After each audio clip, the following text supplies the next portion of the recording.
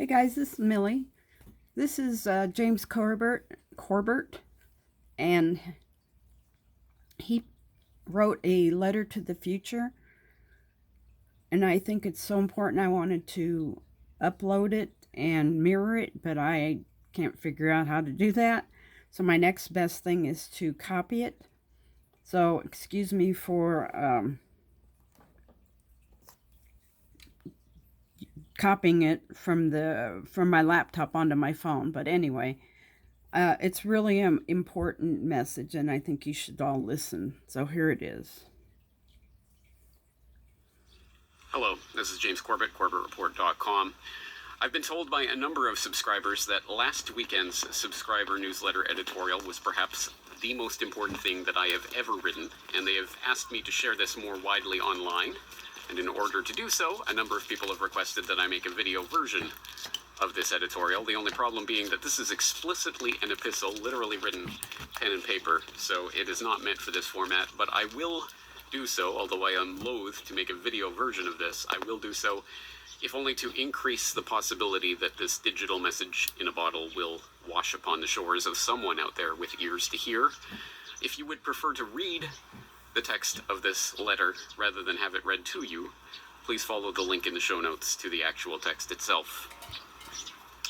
So this is a letter to the future dated April 11th, 2020.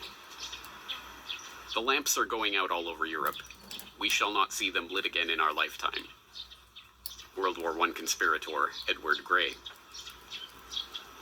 I do not write these words for my contemporaries. We are the damned.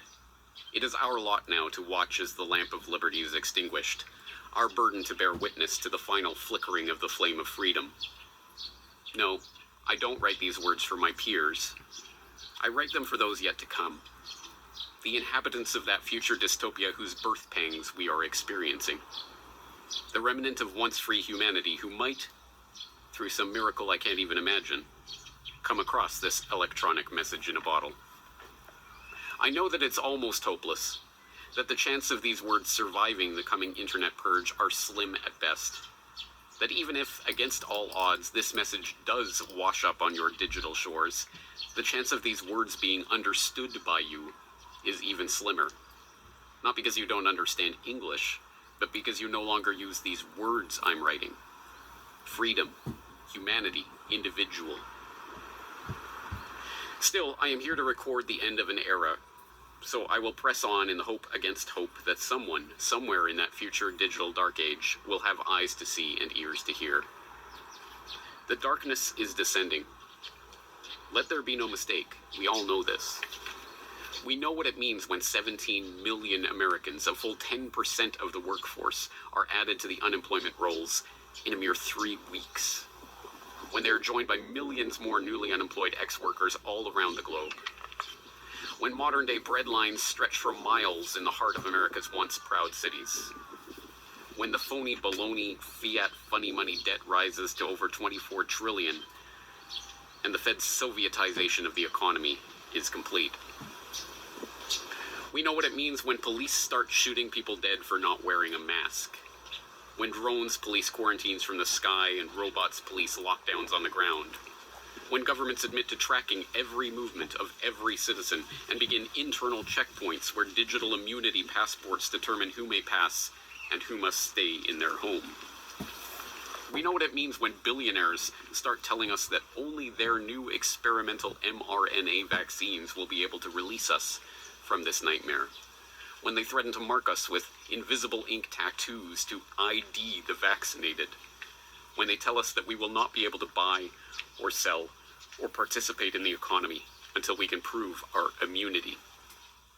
It means that the Corona world order has arrived.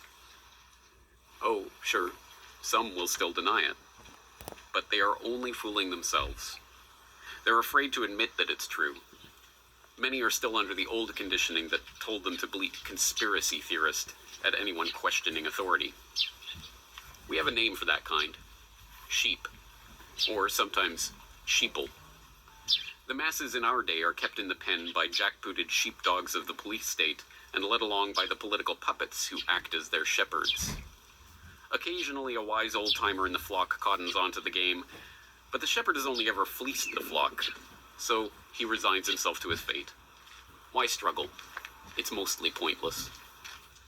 Never did the sheeple suspect that someday the shepherds would lead them to the slaughter. It is a term of derision, of course, sheeple. But I like to think that it doesn't just speak to our stupidity. It speaks to a naivety, an innocence. We are trusting and gentle creatures by nature, peaceable, cooperative. That is nothing to be scorned. If it weren't for the predators in our midst, our failings would be counted as virtues. But I'm not here to say that. I'm here to say this. Resist, struggle, fight. You are not cogs in a machine, despite what the shepherds of your day may be telling you. You are free and beautiful human beings. You are not born under the authority of another.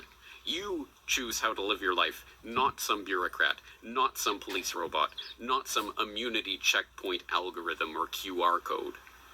You do not need permission to buy or to sell or to assemble or to speak your mind or to leave your home. You are not an asymptomatic carrier of whatever virus your misleaders are telling you to be afraid of. You do not have to shelter in place because someone in a white lab coat told you to. I want you to understand that once upon a time, the government didn't have the right to know where you were, who you were meeting with, what you were purchasing, and what you were doing 24/7. Hell, the government didn't even have the ability to do that. I need you to know that there was a time when you could leave your house when you wanted, buy and sell as you saw fit, meet your neighbors, rally, protest, party, live as free human beings were meant to live. What am I saying? These words, this language, it makes no sense to you, does it? These concepts don't exist in your time, do they?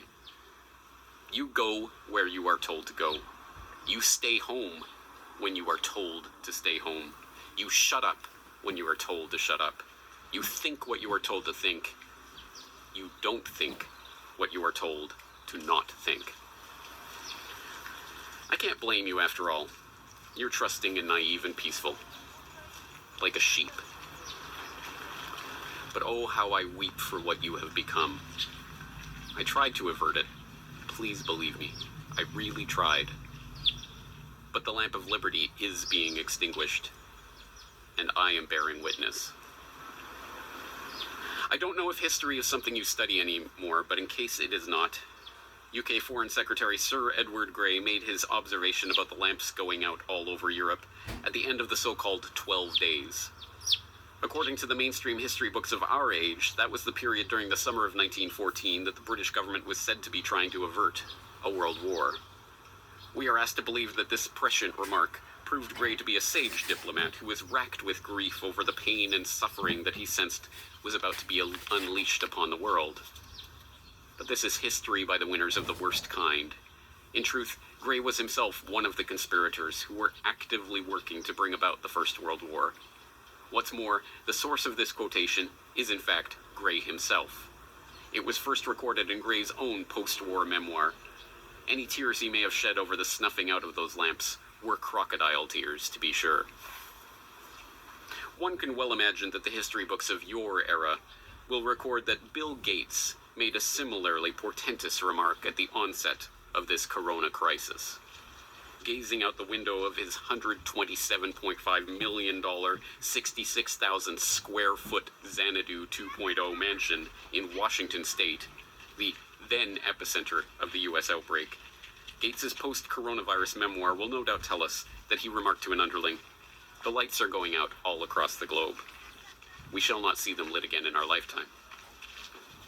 But his memoir will no doubt fail to inform us that he was smirking as he said it. To my children, or my children's children, or whatever remnants of once free humanity happens to unearth these words in that God-forsaken future we are all goose-stepping into, I'm sorry. I failed you. We all failed you. But remember this. As long as the blood of your forebears flows through your veins, the lamp of human freedom shall not be extinguished forever. Let it shine, dear sheep. Let it shine.